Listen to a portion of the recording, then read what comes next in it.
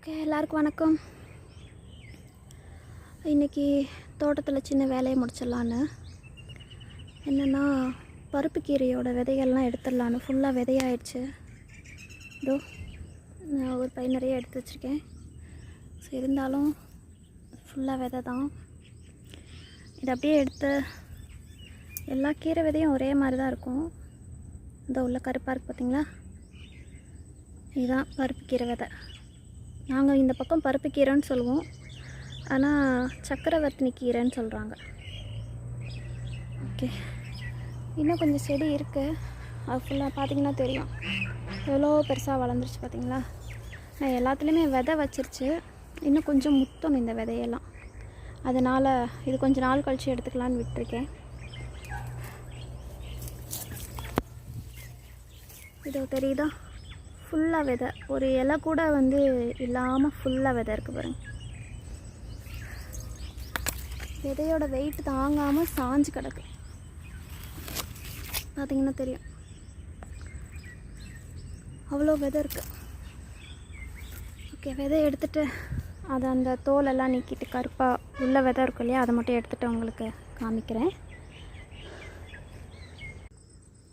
Okay, ஒரு வழியாக இந்த சக்கரவர்த்தினி கீரையோட விதையெல்லாம் எடுத்தாச்சு தோட்டத்தில். இன்னும் கொஞ்சம் இருக்குது, அது மட்டும் கொஞ்சம் இன்னும் முத்தணுன்னு எடுக்கணும்.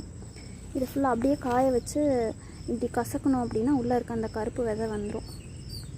ஸோ அடுத்து ஆடி பட்டத்துக்கு நல்லா பாத்தியெல்லாம் ரெடி பண்ணி போடணும். இந்த வட்டம் போட்டது எதுவுமே சரியாகலை. கூடவே இன்றைக்கி தோட்டத்தில் கிடச்சது இந்த 3 வகை கத்திரிக்காய். ஆக்சுவலாக வீட்டில் யாருமே கத்திரிக்காய் நல்லா சாப்பிட மாட்டாங்க, நான் மட்டும்தான் சாப்பிடுவேன். ஒரு ஆளுக்கு மட்டும் எப்படி கத்திரிக்காய் குழம்பு வைக்கிறது சொல்லுங்கள். பேசாமல் இதை அப்படியே வேக வச்சு வத்தல் போட்டுடலான் இருக்கேன். நைஸில். அப்புறம் இந்த வட்டம் நாச்சியார் தோட்டத்தில் இருக்கிற சிவப்பு கொய்யா மரத்தில் நிறைய காய் பிடிச்சிருக்கு. பூ வைக்கும்போதே எருக்கலை கரைசல் ஊற்றுனதுனால பூக்கள் எல்லாமே உதிராமல் காய் பிடிச்சிருக்கு. ஆனால் நாங்கள் தான் நிறைய பழம் சாப்பிட முடியல. காரணம் என்னென்னா, இங்கே இருக்க அணிலே எல்லாத்தையும் சாப்பிட்ருது. அவங்க சாப்பிட்டு போக மிச்சம்தான் நமக்கு. இன்றைக்கி ஏதோ ஆச்சரியமாக ஒரே ஒரு பழத்தை மட்டும் விட்டு வச்சுருந்தாங்க.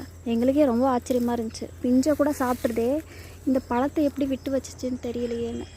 ஒரு பழம் சூப்பராக சாப்பிட்டோம்.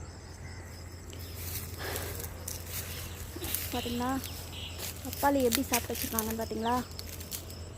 இவங்களுக்கு போக தான் நமக்கு.